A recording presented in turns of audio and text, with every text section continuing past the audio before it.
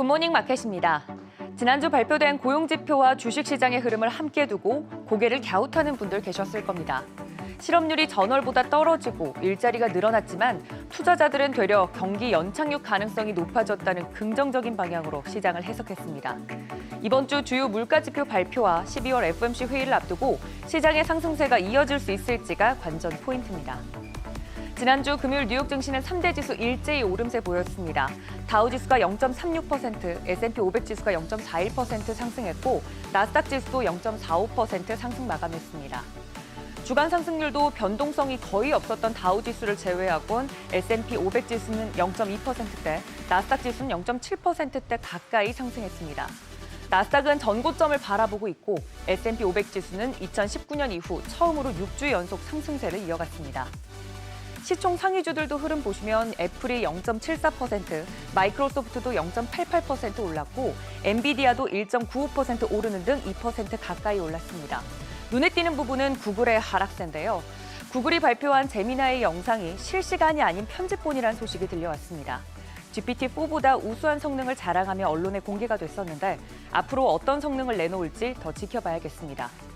6위부터 10위도 살펴보시면 메타가 1.89% 상승했고 테슬라도 0.49% 오르는 등 구글을 제외하곤 시총 상위주들 흐름은 전반적으로 좋았습니다. 지난주 초에 발표된 민간 고용 지표들은 고용 둔화를 가리켰고 연준의 조기금리 인하론을 뒷받침해주는 근거가 됐었죠. 하지만 월가 예상치를 웃도는 정부의 고용 지표가 발표됐습니다. 미국의 11월 비농업 고용은 19만 9천 명 증가했습니다.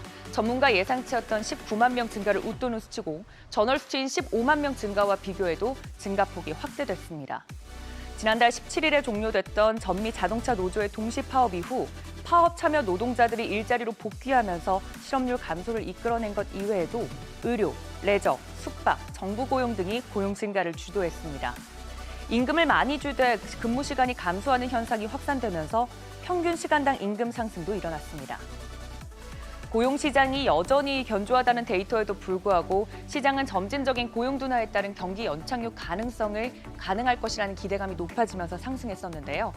연준이 여차하면 금리 인하를 서두르지 않고 장기간 금리를 동결할 수 있다는 기대도 이어졌습니다.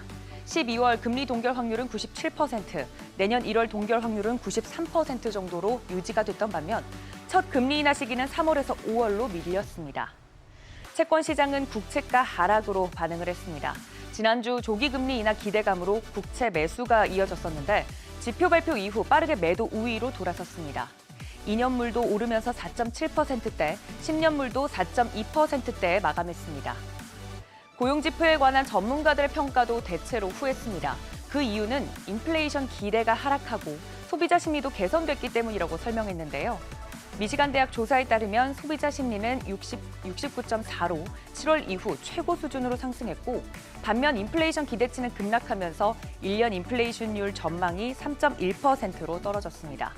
연준에 대한 신뢰가 계속해서 이어지고 있다는 뜻이겠죠. 하락세를 이어가던 유가는 7거래일 만에 상승 마감했습니다. 낙폭 과대라는 인식 속에 저가 매수세가 유입된 것으로 풀이됩니다.